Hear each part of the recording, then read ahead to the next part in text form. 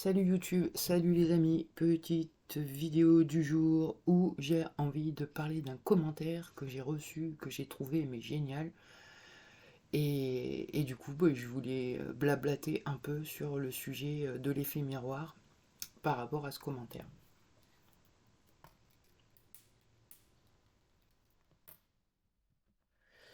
Alors, c'est oui oui 1780 qui m'envoie. J'ai le sentiment que chaque fois que vous êtes confronté à votre fils, tous vos efforts pour vous stabiliser et vous apporter un équilibre sont totalement perturbés. Et il vous faut à chaque fois du temps pour retrouver une vibe sereine. Je confirme. Observer cela chez vous m'a permis d'identifier un trigger très négatif pour moi. Quelqu'un que j'aime profondément mais qui s'avère finalement être un énorme frein à ma guérison. Alors j'ai fait le choix de mettre un terme à cet amour toxique et de me tourner vers plus de bonheur. Merci pour ce miroir, prenez soin de vous. Euh, je trouve bien et en même temps peut-être réducteur ce message. Je dis bien peut-être parce que je connais pas la personne ni son contexte, donc je peux que parler du mien, contexte. Et donc je vais parler de mon fils. Effectivement, dès que je rentre en connexion, en contact avec lui, et ça peut être même au téléphone, hein, ça a la capacité de me faire péter les câbles ou pas. Le truc, c'est pas que mon fils est toxique, mon fils est blessé, donc il a des stratégies de défense et des comportements d'attaque par rapport aux blessures qu'il a. Et en même temps, je pourrais effectivement me dire c'est nocif pour moi. Et donc prendre de la distance, m'éloigner, couper les ponts, tout est possible. Et en même temps, je sais tellement que la vie est bien faite et que si j'ai pas fini de travailler ce que j'ai à travailler avec mon fils et que je le dégage, ce sera un autre acteur qui va venir pour me resservir la même chose. Donc, bien sûr que si on tombe sur des gros pervers narcissiques, il faut se protéger. Je suis pas en train de dire que mon fils l'est, hein. Mais si on tombe sur un PN, il faut se protéger. Et en même temps, aller voir pourquoi on attire le PN et qu'est-ce qu'on voit chez lui qu'on ne veut pas voir en soi et pourquoi il faut être deux dans une relation, hein. Donc pourquoi est-ce que ça s'enclenche que l'autre va nous faire des misères et nous on va subir et du coup on va être obligé d'être le bourreau à des moments, enfin on va être dans le triangle. Eh ben, je crois vraiment que qu'on contient tout ce qui est que l'être que je suis projette son game et ça se traduit par des personnes qui jouent des acteurs, des scènes, des actions. Et en général, dans une action, on a les deux opposés. Je suis en train de m'égarer.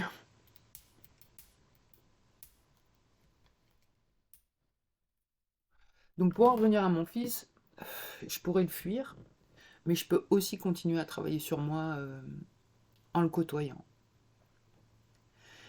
Il active ma programmation, et j'ai envie de dire, je préfère que ce soit mon fils qui m'active la programmation, parce que je sais que lui, il va pas me niquer, physiquement je parle, que quelqu'un d'autre pourrait. Donc je préfère travailler avec mon fils pour voir le bazar, et je le vois, parce que quand je vois certaines parts de mon fils, je vois mes parts. Et du coup, quand je vois le Terminator de mon fils, j'aurais des conseils à lui donner. J'aurais envie de lui dire, fais pas ci, fais pas ça, fais plutôt ça, fais plutôt ça. Alors ça, je peux le verbaliser à mon fils, et il en fait ce qu'il en veut. Mais vu que ce que j'ai vu, c'est dans moi, eh ben, tous les conseils que j'aurais conseillés au Terminator de mon fils, je vais l'appliquer à mon Terminator à moi. Et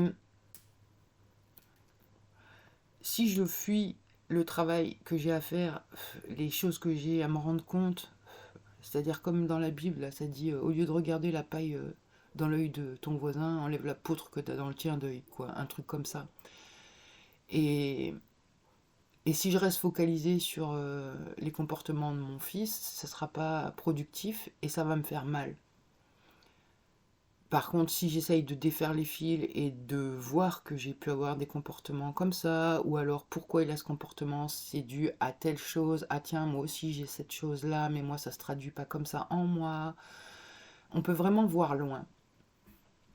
Mais encore une fois, quand en face c'est trop violent et qu'on n'arrive pas à avancer plus que ça sur soi et qu'on subit, il vaut mieux se mettre en sécurité, on est d'accord, hein. De toute façon, on ne peut pas bosser sur soi si on ne se sent pas en sécurité. Il faut un minimum de sécurité pour travailler sur soi et que ça avance.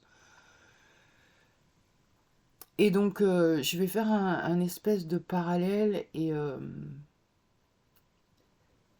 j'ai des parts qui sont assez d'accord avec toi, oui, oui, de dégager les parts qui vont pas. Je vois, il n'y a pas très longtemps, j'ai eu affaire à une femme en mode sauveur que j'ai pas vu arriver, mais que maintenant je le vois de plus en plus arriver. Un grand potentiel de nuisance et on aurait dit mon père en fait, cette personne. La nana, 10 comptes à peu près. Et donc je pense aussi une grande multiplicité en elle, donc je jette pas la pierre, hein, je peux comprendre. Et, euh, et en fait, elle m'a joué tous les rôles. Le rôle de la sauveuse, tiens, je te donne des trucs. Et après, le rôle du bourreau, tiens, je vais te laisser des commentaires avec un autre compte où je vais te mettre en PLS parce que tu m'apportes pas ce que j'ai besoin. Et ben là, j'ai pas eu besoin de la dégager, cette personne, elle est partie d'elle-même. C'est là où je me dis, ah, ça a peut-être avancé du coup, dans moi. Je vais prendre un autre exemple. Alors oui, la personne là que je viens d'expliquer qui a 10 comptes, les explications avec la Josiane, ben, c'était un de ses comptes. Et à côté de ça, elle m'envoyait des messages tous les jours d'amour et tout et tout. Enfin, une psychopathe, mais en même temps, ça c'est la part blessée en moi qui va la traiter de psychopathe. Cette personne, elle est blessée, elle n'a pas bossé ses blessures et elle subit ses réactions émotionnelles et les fait subir aux autres. Moi, j'en ai rien à foutre. Et du coup, bah, cette personne n'était pas bien au bout d'un moment en ma présence parce qu'elle ne pouvait pas obtenir ses besoins toxiques, ses besoins de blessures, hein, et elle s'est barrée. Tout est parfait. Et donc, je vais prendre un autre exemple parce que l'effet miroir, il est vachement bien, mais je sais que j'ai aussi une limite. Et dans cette limite, j'ai des parts qui sont enragées et qui disent non, non, non, moi je suis pas un effet miroir là, laisse tomber, moi je suis pas comme ça, moi je suis pas un dentiste qui massacre les gens, j'ai jamais mis la vie de quelqu'un en danger en faisant quelque chose sur lui et tout. Donc je sais que j'ai des limites au niveau de l'effet miroir, mais je sais aussi que ça a envie de me les faire éclater, les limites, parce que réellement si je suis dans mon game, et ben, les dentistes ils sont dans mon esprit et je les ai projetés et putain, je suis en train de m'égarer. Il faut que j'arrive aussi à parler du diable. Je vais d'abord parler du diable, tiens. Du diable. Enfin, c'est une symbolique, hein, Satan et tout ça. Là, on vit actuellement quelque chose de super difficile, tous les humains sur cette planète. Et on pourrait presque tous dire que Satan a pris le pouvoir. Comme dirait Macron, la bête est là. Et ça s'infiltre dans les comportements, les gens sont à cran, déviants. Et c'est lourd, c'est très très très lourd. Moi, il y a un truc que ça me dit dans moi. Ça me dit que Satan, le diable, le côté obscur de la force, sait qu'il ne gagnera pas. Il le sait. Et en fait, il s'en fout parce que lui, c'est pas gagner qu'il veut. Ce qu'il veut, c'est récupérer des âmes. C'est avoir une petite collection d'âmes. Parce que ça, entre guillemets, fait un peu chier Dieu. C'est une guerre entre le diable, qui est le fils de Dieu. Alors, est-ce que c'est le fils contre le père? J'en sais rien, j'ai pas envie de réfléchir à ça. Mais par contre, voilà, tous ceux qui ont vendu leur âme, le diable ne gagnera pas, vous gagnerez pas et vous allez tout perdre. Moi, ça me fait triste ça, mais bon, chacun son choix. Et donc, le diable ne gagnera pas, il va juste voler des âmes pour se nourrir. Et s'il n'arrive pas à faire souffrir la lumière, parce que Dieu, il souffre pas de ça, il est beaucoup plus grand, beaucoup plus fort, eh ben c'est les âmes que le diable a volées qui va faire souffrir, et il les fait déjà souffrir. Donc je suis hyper confiante quand même, je suis confiante en l'humanité, j'ai confiance dans l'amour, dans le cœur, dans le Créateur, je sais pas si je peux dire ça, et j'ai donc de moins en moins peur. Donc par rapport à l'effet miroir, je voulais aussi parler d'un autre truc, parce que des fois instinctivement, on va fuir le travail, parce que c'est trop insupportable de se voir. Parce que si on se voit, ça demande d'aller regarder les choses qu'on a validées, et, et bien souvent, ça va toucher des blessures, et ça fait mal. Et par exemple, j'ai quelqu'un dans l'entourage que je vais être sûrement amenée à côtoyer, qui me dresse les poils dès que je vois cette personne ou dès que je l'entends. Et direct, j'ai des parts qui peuvent juger et dire ah non, mais lui non. Non, non. Moi je parle pas, lui il est trop con, trop autoritaire, trop humiliant, trop rabaissant. Non. Donc si je m'arrête là, j'avance pas et dans pas longtemps, si j'esquive cette personne, j'en ai une autre dans le même genre qui va se pointer. Jusqu'à ce que j'ai vu ce que je dois voir. Donc là, je vois des parts qui ont envie d'esquiver, mais je vois aussi des parts qui ont envie de bosser et qui peuvent comprendre. C'est-à-dire que cette personne, tout ce que je vois dans elle, ben, je suis pareil. Je suis pareil. Cette personne, je projette sur elle qu'elle a la blessure de rejet et d'humiliation. C'est pour ça qu'elle a des stratégies de défense humiliantes, rabaissantes. Cette personne ne s'en rend pas du tout compte, hein. Elle a l'impression d'être bienveillante. Et, et donc, cette personne me renvoie le rejet et l'humiliation. J'ai envie de fuir ça direct parce que bah, c'est mes plus grosses blessures. Et si je commence à rentrer dans le travail de l'autre, c'est-à-dire, ok, cette personne, c'est un homme qui vit le rejet. Il a dû donc, tout comme moi, avoir un problème avec le parent du même sexe. Il s'est dû se sentir rejeté et humilié. Du coup, moi, ça, dans mon cœur, je sais ce que ça fait. Et je sais aussi les stratégies de contrôle, de défense, de protection et d'attaque que ça a mis en place. Et donc si je veux fuir cette personne, c'est juste pour pas être confronté à la douleur que moi j'ai ressentie quand j'ai vécu le rejet et l'humiliation. Donc le premier cap, c'est de voir ça.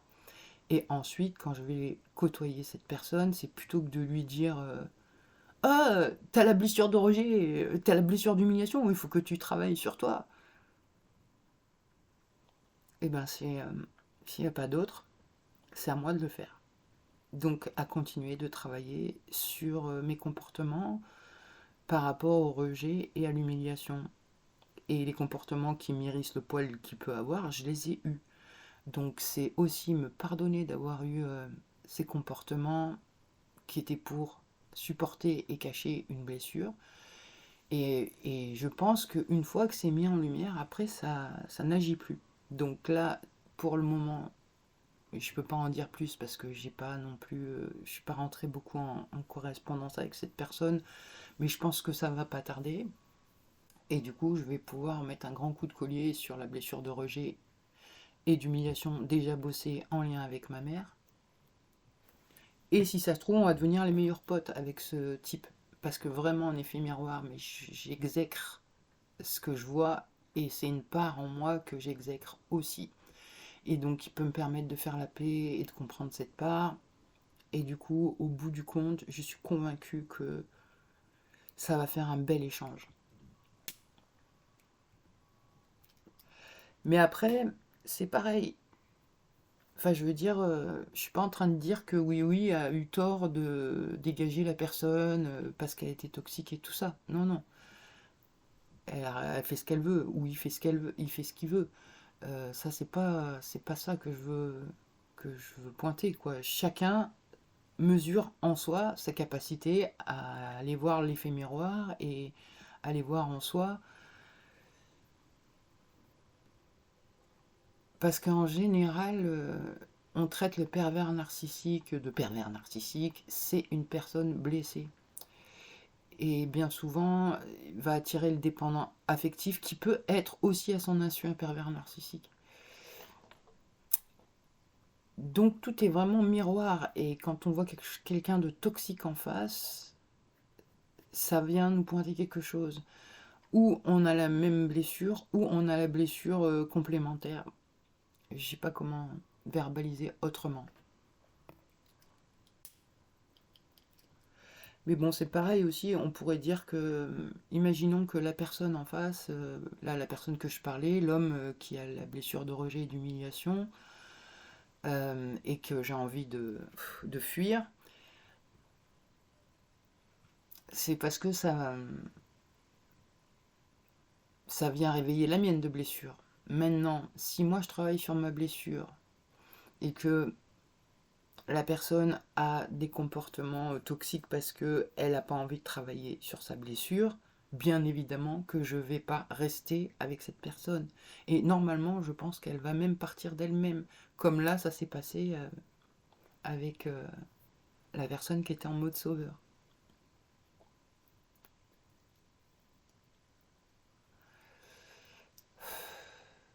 Cette idée d'effet miroir, elle est bien pour débugger à certains niveaux du game. Par contre, je me rends compte que là, j'ai l'impression que je suis poussé dans mes retranchements à lâcher prise, monter en conscience, monter en conscience. Au bout du compte, c'est chaud de se dire quoi, je suis responsable de A à Z de tout le game là. Ah non, mais là, je vais m'euthanasier, mais direct. Je veux pas être créateur de ça. Enfin, je vois que ça fait bugger des parts en moi, quand même, l'effet miroir. Ça peut aller jusqu'à un certain niveau. Mais après, si réellement je suis la seule créatrice de mon monde et que les autres, c'est des projections de mon intérieur, ça fait pas rire, quoi. Mais bon, comme j'ai pas la vérité, je la connais pas, je joue avec les idées en allant à mon rythme. Voilà, c'est ça.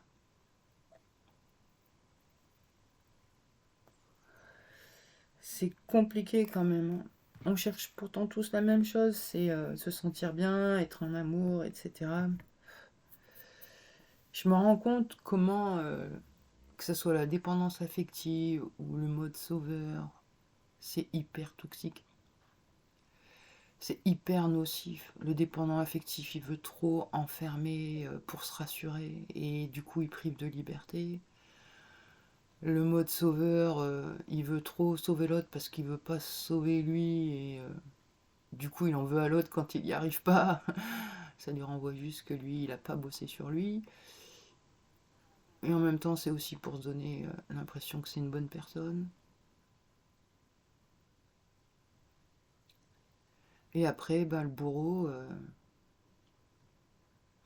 c'est le résultat ou du sauveur ou du dépendant affectif, en fait. Parce que les deux se transforment en bourreau au moment où ils n'ont pas leurs besoins, ou la blessure réactionne, ou un truc comme ça.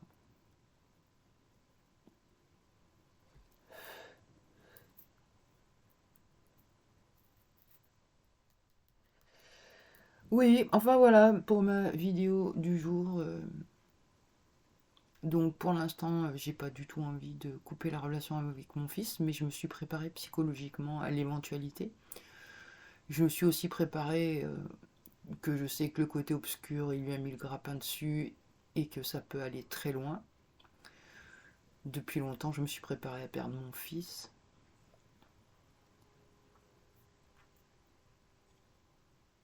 Et en même temps, le fait que j'arrive de plus en plus à voir l'extérieur dans moi, bah je sais que mon fils il est dans moi. C'est bizarre, j'arrive pas tellement à le verbaliser, mais mon fils il est dans moi. Alors, et ma mère elle est dans moi. Alors, ma mère elle a disparu de mon champ extérieur, mais elle est toujours dans moi. Et du coup, ben, j'essaye d'accepter que si je dois le perdre, je le perds. Que de toute façon il restera dans moi. On s'invente les idées qu'on peut pour tenir, hein, on est d'accord.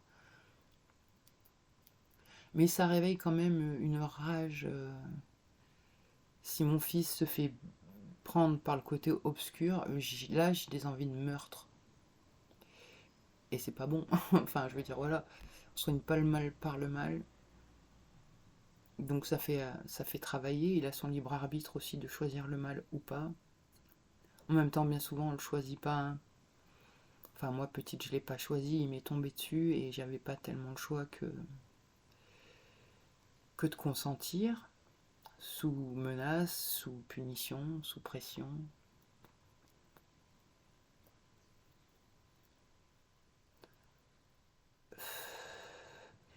Donc ouais, mon fils, j'essaye de m'en servir pour travailler sur moi. Je me dis que tout ce que je vais travailler dans moi, ça va se refléter sur l'extérieur et du coup peut-être ça va l'aider au moins dans le transgénérationnel.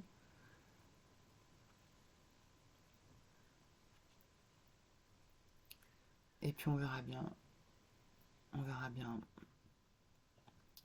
Je vois aussi que par exemple quand mon Terminator interne il veut se couper du monde et s'isoler, alors bon, c'est pour se reposer, descendre les réservoirs de stress, mais des moments il veut vraiment se couper du monde. Et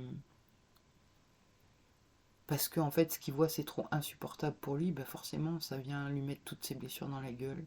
Donc du coup, il préfère ne plus voir. Mais petit à petit, il a accepté de voir, et du coup, maintenant, il peut verbaliser des choses, il peut communiquer, alors qu'avant, pas du tout. Et c'est dur de traiter la blessure, c'est dur de traiter les blessures et les souffrances et les choses, et remettre le mental à jour, c'est-à-dire revisiter la blessure, voir les logiques qu'on en a tirées, les stratégies qu'on aura mis en place, et du coup se dire, bah non, en fait, je valide plus la même chose, quoi. Et donc revalider, non, c'est vraiment dur hein, de travailler sur soi.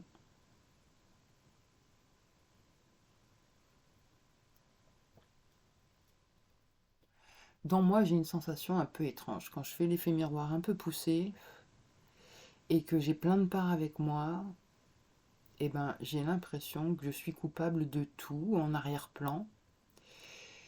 Mais cette part qui a l'impression d'être coupable de tout en arrière-plan, elle le montre pas trop, de base, on va dire. Et puis il y a d'autres parts qui vont le dire, bah tu peux pas être coupable de l'inceste que t'as vécu en vrai, tu sais. Et quand je vais loin dans l'effet miroir et que du coup je me rends compte que je contiens tout, à ce moment-là, je pourrais me sentir coupable et avoir la colère du coup contre moi, mais le grand moi.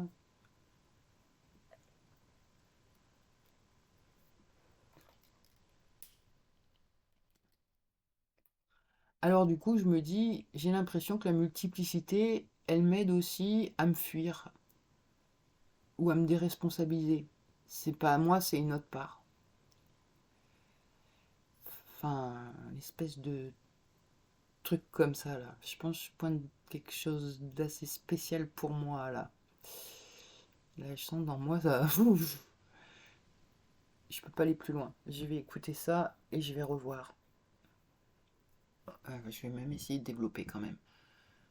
Parce que c'est vraiment intéressant de me dire que je me suis rendu compte que j'utilise la multiplicité pour me dédouaner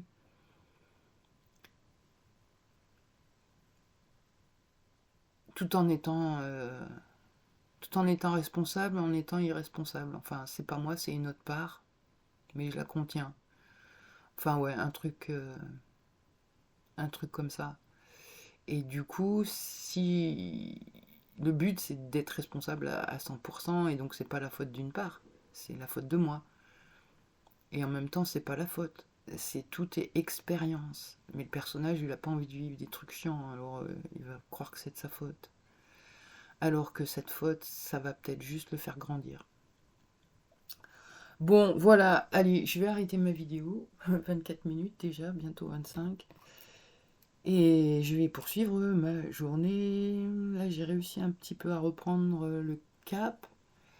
Yoga, marche, plus ou moins. Il manque encore une activité. Bon, l'alimentation, j'ai lâché prise, hein, parce que les petites bêtes dans mon ventre réclament le sucre, réclament les céréales et tout, enfin les produits céréaliers. Donc bon, j'ai lâché prise. On va diminuer un peu les doses progressivement et puis pas lâcher l'objectif, hein, mais pas non plus faire la misère parce qu'on n'y arrive pas et aller à son rythme de ce qui est possible.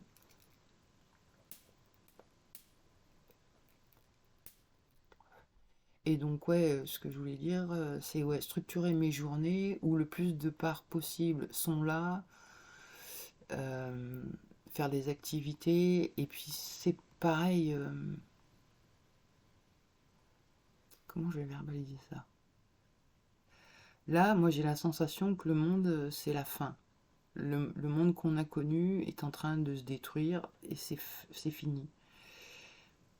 Donc presque je peux plus fonctionner comme avant, ça sert à rien. Et en même temps, le nouveau monde, il est encore pas construit et il se construit en travaillant dans l'esprit et en soignant les blessures. Et donc, les idées que j'avais de me dire je perds mon temps à faire du crochet, du bricolage et tout, eh ben non. Je crois que c'est pas une perte de temps en fait. Je crois que réellement ça me permet de me centrer, de bosser sur moi, de pas agir dans l'ancien monde, vu que je suis sur mon canapé tranquille en train de tricoter. Et je suis pas en train d'aller acheter quelque chose ou voilà. Et je crée. Donc je pars d'un truc et je fabrique autre chose. Donc il y a une transformation qui se fait. Une transformation sur mon extérieur, le fil devient bonnet. Et donc dans mon intérieur, j'essaye aussi que mes fils se rejoignent pour structurer un être complet. Oh, ça plaît pas au vent, ce que je suis en train de dire. Et là, je suis en train de faire de la pub un peu, non, ça va. Bon, là, je suis en train de me perdre et je disais pourtant un truc de vachement cool. Que donc, ouais, c'est comme si là, je prends ce temps d'introspection, de plus trop être sur l'extérieur, mais j'y suis quand même. Et je vois que dans les magasins, j'achète plus les mêmes choses. Il y a une évolution par rapport à accepter aussi la chute de l'ancien monde. C'est souvent que je me fous de la figure des personnes qui se sont battues pour du papier toilette ou du Nutella, mais en même temps, l'effet miroir me rattrape, hein, et je vois bien dans moi qu'il y a des parts qui se battent pour la clope, mais que là, moi en tout cas, ce que je pense par rapport à un nouveau monde, c'est trier ce qu'on a besoin réellement dans la matière, dans les objets, dans la nourriture, dans tout. Et donc, ben, c'est ce que j'essaye, c'est dur à dire, de faire dans moi. Alors pour l'instant, on est d'accord, hein, j'y arrive pas. Enfin si, de mieux en mieux sur certains aspects, mais le résultat, il n'est pas optimal comme je voudrais. Mais il y a de l'évolution et je suis contente de l'évolution. Et donc quand je suis en train de faire mon crochet, il y a la couleur ouah, qui m'enivre, qui me fait du bien. Il y a le geste aussi, l'énergétique du geste dans la matière qui me fait du bien. En même temps, j'ai l'impression que ça fait du bien. Je peux faire une super réunion de chantier, mais par son plus calme. Et en même temps, si il y a une part qui a une problématique, une angoisse ou quoi que ce soit, et ben j'ai l'impression que ça m'aide vraiment à ressentir la sensation plutôt que de l'analyser. Et à un moment, elle se dissout. Donc je me dis c'est pas une perte de temps. Je, à ma façon, je vais arrêter de cautionner l'ancien monde et je ne connais pas le nouveau, mais et puis je sais pas ce que je sais pas, mais en tout cas, je peux mettre pause et continuer d'avancer. Bref, voilà. Pouh, je me suis un peu égarée encore là. Enfin, j'ai vraiment super la foi. Et oui, c'est ça le truc qui me gêne dans l'effet miroir, c'est que moi, je sais que j'ai jamais fait d'inceste à mon fils. Et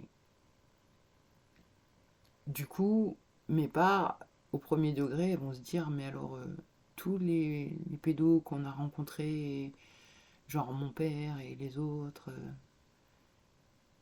est-ce que je peux les trouver dans moi?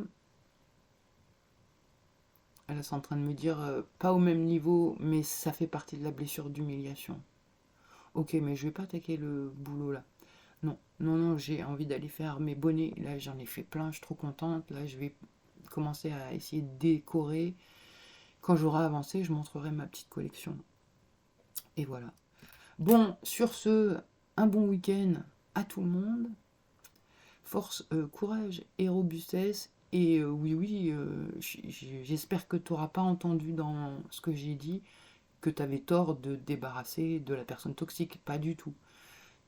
Tu as complètement raison de t'écouter. Voilà, c'est toi, tu sais, dans toi, dans ton cœur. Voilà, en tout cas, merci pour ton commentaire très riche, vraiment super cool. Et voilà, bon week-end à tout le monde et à plus.